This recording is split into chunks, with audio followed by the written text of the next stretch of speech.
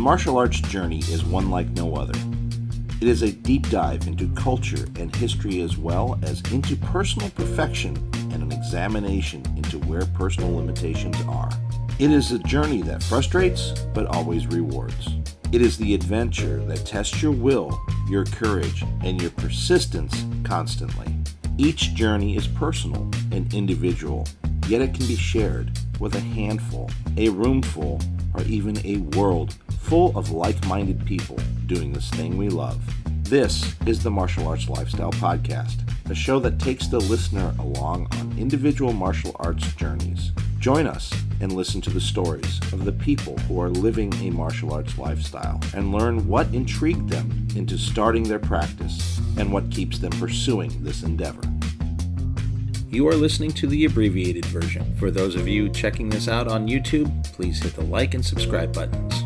Full-length versions of this podcast can be subscribed to at our Patreon page. It's www.patreon.com/malmag. Or individual full-length episodes can be purchased at our Gumroad page at malmag.gumroad.com.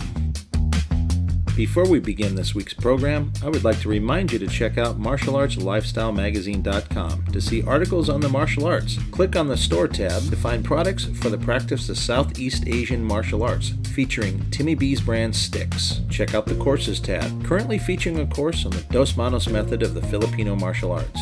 Also check out our Places to Train page, featuring top quality martial art academies from around the world. And of course, check out our events page for seminars and events coming up around the world. To see your school listed in our Places to Train page or your event on our events calendar, contact us at malmagonline@gmail.com.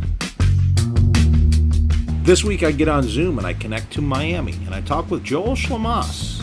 We talk about how he got involved in martial arts, how he was a troublemaker as a kid and started Kung Fu in Chinatown in Lima, Peru, getting in knife fights in South America, moving to Miami and finding Jeet Kune Do with the infamous Dwight Woods, building your schedule around your martial arts training, and much more. Sit back and enjoy.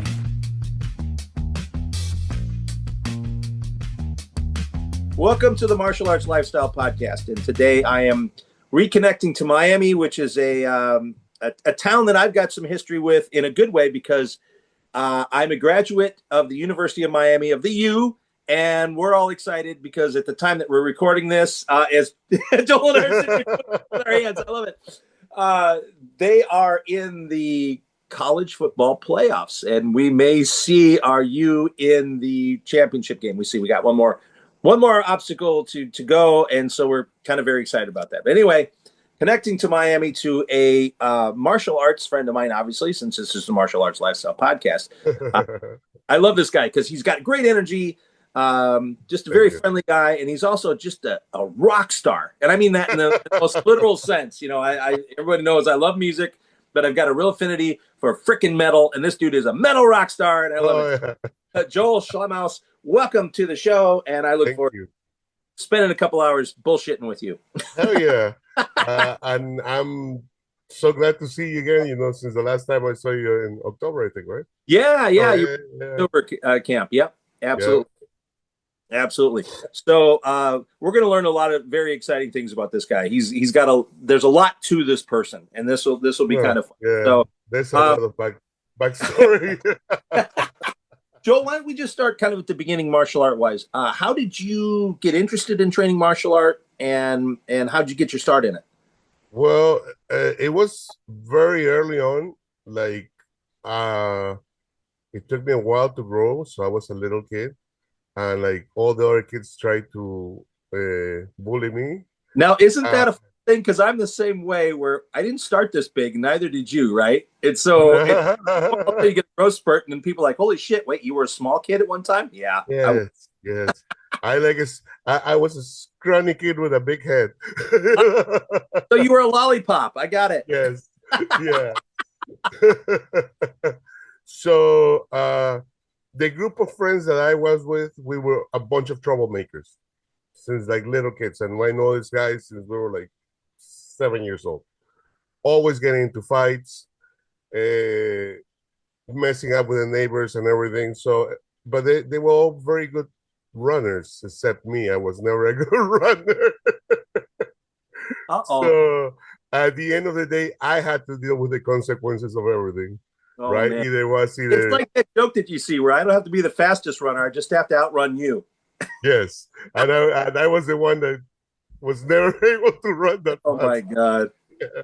Even though I was like skinny and everything, I could never run. So I was at the end like always with the whole problem or fight or whatever was happening at the moment. So I started doing traditional kung fu. I don't even know what style it was because it was just a name as kung fu at the YMCA. I did that for like 2 years, and then didn't quite like it because it was like very washed off. It was like very. We didn't even have any Chinese terms for anything. It was just Oh, like, oh, this is this and this is that. Like this is the so it tiger. didn't seem authentic. Exactly. Okay. So in Peru, there's a big Chinatown. I grew up in Peru. I'm originally Oh, from Lima. okay, good. I was going to ask you that. So you're Peru.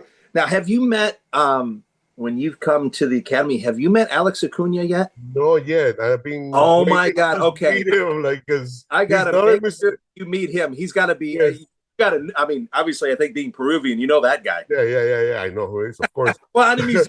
but the thing is, like, when the time says, like, oh, you're Peruvian. Oh my God, you have to meet Alex. You guys are musicians. You guys are Peruvian. Oh my God. Yeah, yeah, because So, everybody in Peru knows each other. But anyway, but but no. Peru is a Since little bit bigger than Florida. I don't know. I'm not even Yeah, we just got to make sure that happens. I'll see if we can. It's a matter of sweet talking him in, or basically, hopefully, what would happen is that he would come into a Thursday morning class, like on the first day of a camp that goes on a Thursday. Oh, I could come over earlier. Yeah. I'll figure it out. Yeah, exactly. I'll catch up one of these days. Hell yeah. Okay, so you grew up in Peru. Now, I hate to keep distracting you. Now, I'm watching of late on my feed on social media is this thing where these girls, but I think it's girls and guys, they come together and they like have these fights that are very short. Those have been going for like centuries, man. Oh, good. I could ask you about that because I'm like, what the is this? Yeah, because you see that they have no. Well, what happened is in that part of the Andes, that's the way that they resolve conflicts. If you have a beef with a neighbor, you know what? This day of the year, we're gonna fix this up. Wow. So they all get into these fights, and it's like celebrated. The whole town gets there, and you get to squash whatever beef you have with another person. Yeah, it looks amazing because it's kind of this short burst. I wouldn't even say that maybe a song at best, right? Yeah, no, not even like a minute, 30 seconds, 40 seconds. Yeah, exactly. You could tell these are not like trained fighters. It's just it's a bunch of flailing, but I mean, it's amazing how they sort of dress up. Yeah. And because this is like a special day. It's like it's some sort of festival, but yeah, it's now. Do you know, like on the other end of it, like once they get this like 30-second burst out where they kind of whap each other a bit, is the beef truly over? Do they kind of go, okay? Yes, supposedly it is. Supposedly like that was it, and like that's an amazing cultural thing. I think it would be almost interesting to be able to do that a little more, which and clearly the idea there is not so much, I mean, the physical thing you're kind of getting out, but I mean, you have to be of a pretty good character to get on the other end of it and say, okay, now we're good. Yeah, right? Now we're good. Or I don't know how it goes. Maybe it's like I see you next year. Yeah, it could be. That's right. It could be, but I mean, as long as you're not like trying to set the guy's house on fire in between, right? Yeah. That's all good. Everything. But but you gotta understand also that those are they're communities that are kind of like at the edge of the world, So right, I mean, what kind of troubles they could have, like like the guy, I don't know, stole my sheep or something like that. I don't think it's like major, like. Well, I'm my girl for now, no? Like, yeah, I guess us urbanites, that's probably not a big deal, but to them, that could be, pretty serious. Yeah. I mean, so I guess that's a way. And plus, like, there's no cops over there. There's no Yeah, justice. yeah. But I So mean, what I'm seeing, it looks like there's a big agreement, because there's big crowds and there's people that regulate it, and the moment yeah, someone hits the ground, they stop it. they And stop it, or they see that I'm blown somebody's like away by it. winning, or Yeah, I'm blown away by watching it just because of because I mean, lots of things run through my brain like, wow, okay, this is interesting, it's very different. On the technical side, I'm like, I should go down there and teach some of these people how to punch. like, how to like, yeah, That would, like you feel just like to get them mingle with this culture that's so different. It would be yeah. fun. But that's I've always pondered that, but like I don't even think they're interested in learning how to fight. I mean, I think they're just like do it as a way to just like like Yeah, kill that vibe that they had or something. right, right. Yeah, more kill the thing that the anger that's inside you as opposed to Yeah. the. Yeah, I mean it's a fascinating thing, and I'd love to. I'm going to probably take a deeper dive into what that's all about and what Mhm. it is, and this sounds like kind of a thing that I would go down there with a camera and do a documentary on because that's That because it's like that was a great question. And you asked like, is it really over after yeah. like Yeah, exactly. And I've heard about this in some different cultures. Like, was it South Africa? Kind of had something like that after apartheid was over, where they yeah. went in and they did these sort of trials, but they weren't trials necessarily to punish a person. It was more like, hey, we want to get you out here and talk about this shit you did, and if you're sorry about it, we will forgive you. Mm-hmm. And I forget what they called it. I think that was kind of the idea of it, and I was blown away by it. Like, whoa, what? Okay, Yeah. fascinating. So the whole idea of this is it goes across some different cultures. It'd be really interesting to take a deep dive into it, which I probably Oh, will. definitely, because like what is grudge? What is Yeah, exactly. like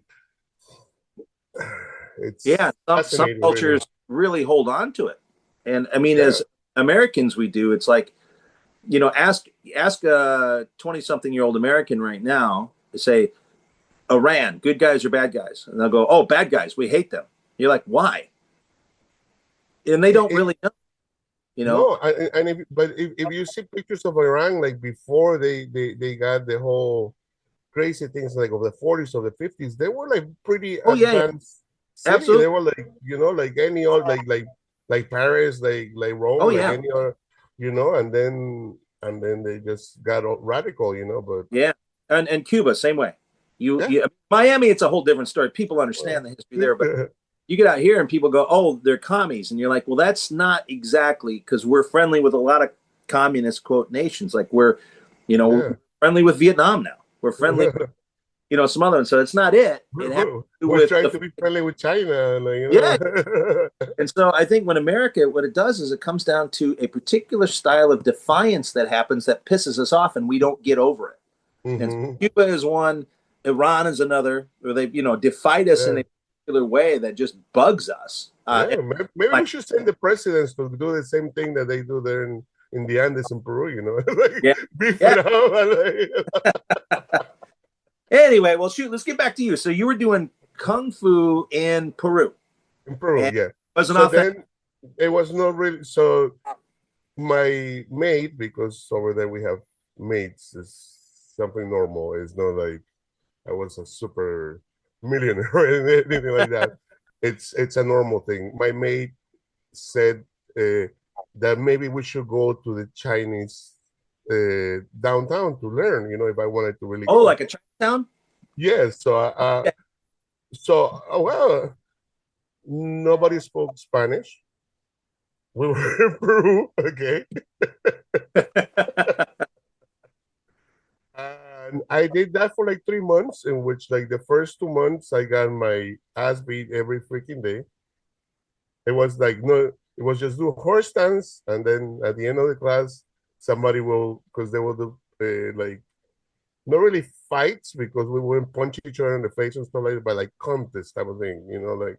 hmm And I got they always put it with the senior students, and so I lasted the beat up for like 4 months, 5 months. Wow. Now, what city was this? In Lima, in Peru, Lima. Okay. in Chinatown. Yeah. in China. Got it. Yeah. So then, like I said, I always got in trouble with my friends. There's things there. Well, I don't know if they happen anymore, but sometimes it's stuff that like will really blow your mind. It's like sometimes schools have beef with the other schools. Oh So yeah, we no, will that's meet. prevalent here. So we will meet at a park that was in between the two schools, and you'll see like 40, 50 kids like Wow. battling each other. So we got into a lot of those when I was in school. Wow. On the neighborhood Do you mean martial arts schools or academic schools? academic schools. Like, Oh, okay, gotcha. yeah. Yeah. So like, like you go, I don't know, to name it Sunset School, I come to Varela School. So Right. Varela and Sunset, they have beef. They have always beef. So so after school we will meet and beat the heck out of each other. Again, yes, this does happen in America. It's a little more informal. It usually starts with a sports game. So, they'll play each other in football and then there'll be some, fight in the stands or something between the two. Uh-huh. Yeah. No. This I'm talking about schools that have traditionally hated each Yeah, other. yeah, exactly. Traditionally, like we meet in the park on August the 3rd. Yeah. I got you. That and also a lot of things that happens there is like well, I grew up there. I keep on jumping back and forth between the 80s and 90s. Oh, So wow. I kind of I saw the Civil War because my family had to leave Peru because of all the terrorists basically came out Wow. and like, you guys stay here, you guys are dead, or you guys go. So we ended up here Wow. when I Okay. was 19 years old. Yeah. And I decided to continue doing martial arts. So I was like, you know what? I've always been in the Chinese thing. Let me try some Jeet Kune Do. Now, did you go? So You went to Miami straight away when you came to the U.S.? yes, but before that, I was with my family. We like to, because my dad was working in Brazil, so I was traveling a lot. Lima, Chile, Argentina, Brazil. So I was Wow. doing that every other year and getting in trouble all the way. This is so funny to hear because, like, when anybody sees you, there's like this just big, gregarious, friendly guy, and imagine you as this big troublemaker. I'm thinking, not in a dangerous way. I can see you as sort of a prankster, No, but a no, jokester, but yeah, totally. But pranks get you like they yeah, can it's get you true. Some killed. people take Like it seriously, right? you know, So yeah. So I've seen things. Yeah. I've seen things. And where was I? You were Oh, I talking was moving over here. Kitty. Yeah. Yeah, I moved over here. So I tried to find something that says Jeet Kune Do. I find nothing. I find one school in Miami. I'm like, okay, let me go check. It's close by my house, like about 3 miles. So I go, I check it out, and I see this guy with dreadlocks sitting in Yeah. Who might there. that be? And I'm like, hi, I wanted to. Is this the school that they teach Bruce Lee style? And I think he said something like, which style you referring to or something like That that. sounds like It's the like, right. do you mean Jeet Kune Do? I'm like, yeah. It's like, okay, come and sit down. And then I stayed with Dwight for like, I don't know, 19, probably like 20 years, something Wow. like Okay. that. At what point, I think I was his most senior student. Wow. Okay. Yeah. There you go.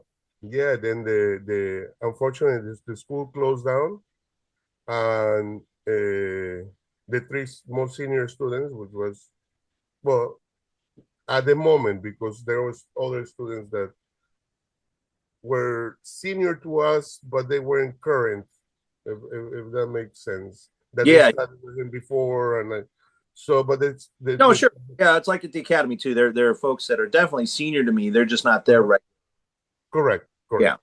So it was Gil Morales, me, and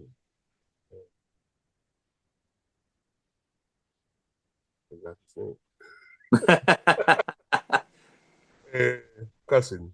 We used to call him cousin because he was the cousin of one of our. Gotcha. Hey, quick question for you, sir. Did you study with Dwight in 1998, 1999? Yes. Did I you? started with him on. Give me one second.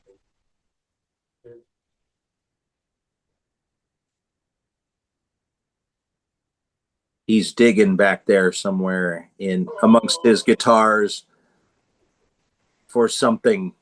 I'm just narrating to the audience that's just listening. Thank you. They see nothing but background. So I keep my certificates. Like, Oh, you are, yeah, see, I need to do that. They're all just sitting in sort of a file folder. I like that organization better. So that's like a 3 book, and you've got the plastic protect. So the Yeah, first, the beginner thing, it was September 3rd, 1998. 98. Okay. Yeah. So no, the reason I was asking is this would have been way back in your beginning. Did you happen to come with him to a seminar he did at University of Miami around then? No. Okay. Yeah, I guess I know. I'm asking you to remember like a small event. Yeah. That's where I met him. Now I was aware of him because I started my JKD in Cali in Tampa with a teacher there. Oh, nice. In the early, so about 94, 93, 94 in there somewhere.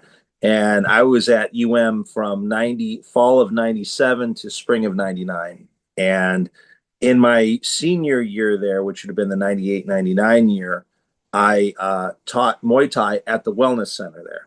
And there was, in the room that they had me in, there was an Aikido club that was there before. And so the teacher, his name was Kat something, I forget his last name, but nice guy. And I remember him saying, hey, we're doing a thing, because he got to know me and my martial art background at that time. And he goes, I'm doing a thing.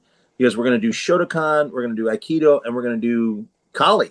He said, and we've got Dwight Woods coming in. And I said, oh, great, because I know who he was. I just had never met him. I said, count me in. I said, who do I need to pay, and when do I need to be here? And so I came in and met him and worked with him for the first time there. And he was one of those that just got the same thing. I don't come in and I usually don't, talk about myself that much, but he just kind of watched me, goes, okay, so you're not a beginner. I'm like, no. He goes, okay, very, very good. So then, then we made buddies after that, but it was pretty cool. That was fun. I was just curious as to whether you came there, if we had actually met before. But I totally know which one you're referring to. Okay. But I was just a beginner, so they were going. The more advanced students, I was like, I want to go. I don't think it was all that heavy, because it was people that were doing all three of those things. The Shotokan. Correct. But he was taking his senior students at the moment. Oh, I got you, to help. Yeah. He's going with 3-4 people, I think it was, for demonstration and everything. Yeah. I was like, oh man. Well, that's cool. So that's great. Anytime you can get in one spot, and especially if it's a good instructor, and stay with them for 20 years, that's phenomenal. Yeah. I've been at the Inosanto Academy for this will be my 22nd year.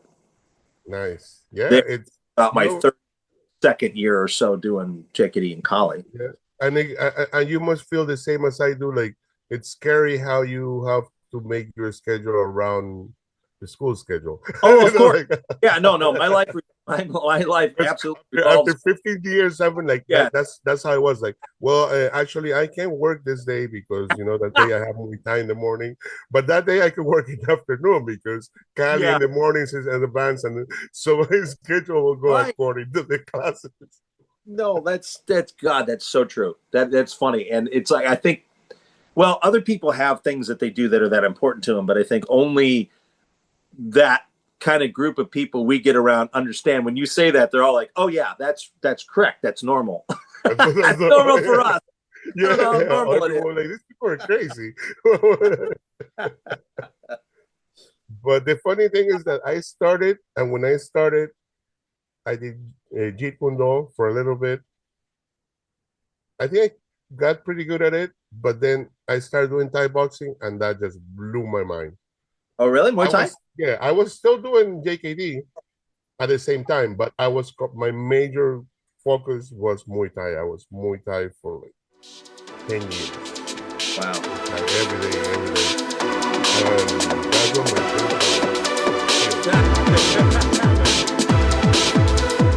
And this concludes the abbreviated version of the podcast. Please consider supporting the program by going to www.patreon.com/MALMAG and subscribing to the show.